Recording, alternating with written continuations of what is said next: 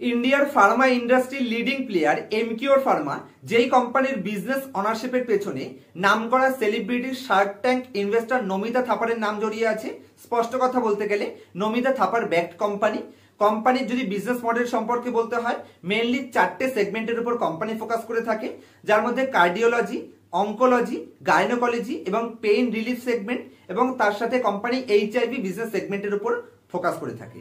Company দু ধরনের বিজনেসই করে থাকে, যার মধ্যে এপিআই অ্যাক্টিভ ফার্মাসিউটিক্যাল ইনগ্রিডিয়েন্টস তৈরি করে থাকে এবং তার সাথে ফর্মুলেশন সেগমেন্টেও কোম্পানির স্ট্রং ফুটপ্রিন্ট রয়েছে।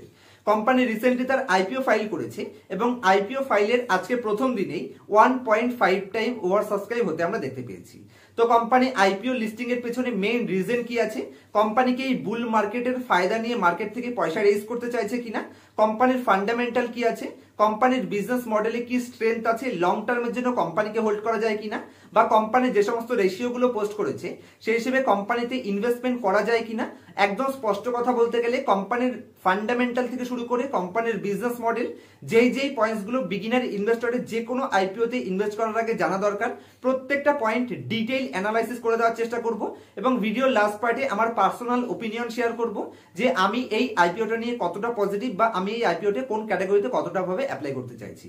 প্রত্যেকটা ডেটা অ্যানালাইসিসের আগে চ্যানেলে যদি নতুন থাকেন অবশ্যই চ্যানেলটি সাবস্ক্রাইব করবেন এবং ভিডিওটি ভালো লাগলে একদম ভিডিওর লাস্ট পার্টে গিয়ে অবশ্যই ভিডিওটিকে লাইক করতে ভুলবেন না এবং বন্ধু বান্ধব অথবা ফ্যামিলি মেম্বারসদের সাথে শেয়ার করতে ভুলবেন না। তো কোম্পানির ফিনান্সিয়াল রেশিওগুলো দেখার আগে বা ফিনান্সিয়াল স্টেটমেন্ট দেখার আগে সর্বপ্রথমে কোম্পানির বিজনেস মডেলের কিছু অ্যাডভান্টেজ বা কিছু স্ট্রেংথ আগে আপনার সাথে ডিসকাস করে নিই। তো সবার প্রথমে যদি আমি কোম্পানির বিজনেসের কিছু অ্যাডভান্টেজের কথা বলি, যেখানে কোম্পানির প্রোডাক্ট ডেভেলপমেন্ট থেকে শুরু করে ম্যানুফ্যাকচারিং থেকে শুরু করে marketing a company huge focus করে থাকে, যেটা কোম্পানির কম্পিটিটিভ অ্যাডভান্টেজ। এবং কোম্পানি দুটো সেগমেন্টে বিজনেস করে থাকে, যেখানে কোম্পানি ফর্মুলেশনও করে থাকে এবং তার সাথে এপিআই মানে অ্যাক্টিভ ফার্মাসিউটিক্যাল ইনগ্রিডিয়েন্টসও কোম্পানি তৈরি করে থাকে।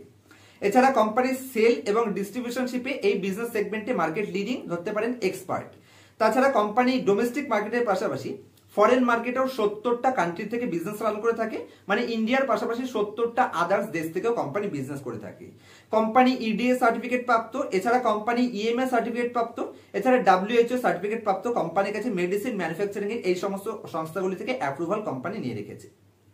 যদি আমি আজকের দিনে কোম্পানির আইপিও ওভার সাবস্ক্রিপশনের কথা বলি, যেটা অলরেডি 1.5 টাইম ওভার সাবস্ক্রাইব হয়ে গেছে, তো ডেফিনেটলি লাস্ট দিন আমরা অ্যাপ্লাই করব। লাস্ট দিনের মধ্যে আপনারা দেখতে পাবেন 100 টাইমের আশেপাশে কোম্পানি ওভার সাবস্ক্রাইবের এক্সপেকটেশন কোম্পানি থেকে আমরা রাখতে পারি। কোম্পানি যদি আজকের দিনে গ্রে মার্কেট প্রিমিয়ামের কথা বলি, তাহলে 195 টাকা করে গ্রে মার্কেট প্রিমিয়াম চলছে। তার মানে অ্যাভারেজ আজকের দিনে জিএমপি অনুযায়ী 30% মানে 4130 টাকা আপনি এক্সপেকটেশন কোম্পানি থেকে রাখতে পারেন। যদি কোম্পানির কিছু ইম্পর্টেন্ট ডেটা মানে কোম্পানির ফিনান্সিয়াল স্টেটমেন্টের কথা বলতে হয়, ফিনান্সিয়াল স্টেটমেন্টে যাওয়ার আগে কোম্পানির আরো একটা ইম্পর্টেন্ট ডেটা, কোম্পানি টোটাল 1900 কোটি টাকা মার্কেট থেকে উঠাচ্ছে, যার মধ্যে কোম্পানি ফ্রেশ ইস্যু রেখেছে 800 কোটি টাকা এবং তার মধ্যে কোম্পানি 1150 কোটি টাকা ম্যাক্সিমামটাই অফার ফর সেল রেখেছে, যেটা যে কোনো আইপিওর জন্য নেগেটিভ সাইন। তো ডেফিনেটলি এটাকে আমি নেগেটিভ হিসাবেই নেব। যদি আপনি এখানে রিটেল ক্যাটাগরিতে নর্মাল অ্যাপ্লাই করতে চাইছেন তাহলে আপনি একটা লটের জন্য অ্যাপ্লাই করবেন, ডেফিনেটলি ওভার সাবস্ক্রাইব হবে। আর যদি আপনি এইচএনআই ক্যাটাগরিতে অ্যাপ্লাই করতে চান তাহলে স্মল এইচএনআই তে আপনাকে 15 খানা লটের জন্য অ্যাপ্লাই করতে হবে।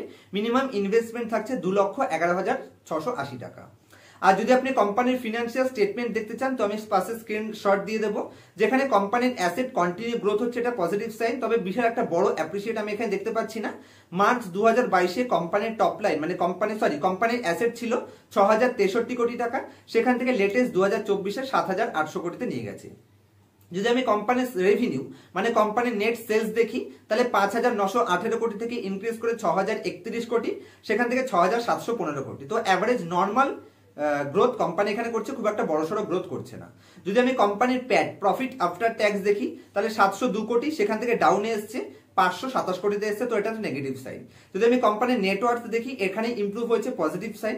যদি আমি কোম্পানির রিজার্ভ এন্ড সারপ্লাস দেখি 1791 কোটি থেকে 2722-এ গেছে, যেটা কোম্পানির বুক ভ্যালুকে ইনক্রিজ করছে, এটা একটা পজিটিভ সাইন। যদি আমি কোম্পানির টোটাল বড়োইং দেখি তাহলে কোম্পানির 2100 কোটি বড়োইং ছিল, এখন 2091 কোটি বড়োইং রয়েছে। এবং কোম্পানি এই আইপিওর মারফত যেই টাকাটা মার্কেট থেকে ওঠাচ্ছে সেখানে অনেকটা টাকাই কোম্পানি মেইনলি এখানে ডেট রিপেমেন্টের জন্য কোম্পানি ওঠাচ্ছে, যেটা কোম্পানি এখানে বলেছে। আর যদি আমি কোম্পানির যে হিসেবে রেশিওগুলো দিয়েছে, যে হিসেবে কোম্পানি ডেটা দিয়েছে, সেই হিসেবে কিছু ইম্পর্টেন্ট রেশিও বের করি, পাশে স্ক্রিনশট দিয়ে দেবো। কোম্পানি 16.9 ধরতে পারেন 17% রিটার্ন অন ইকুইটি জেনারেট করছে, যেটা স্ট্যান্ডার্ড লেভেলের, এবং অলমোস্ট 20% এর আশেপাশে return on capital employed generate করছে, যেটা খুবই স্ট্রেংথ দিচ্ছে।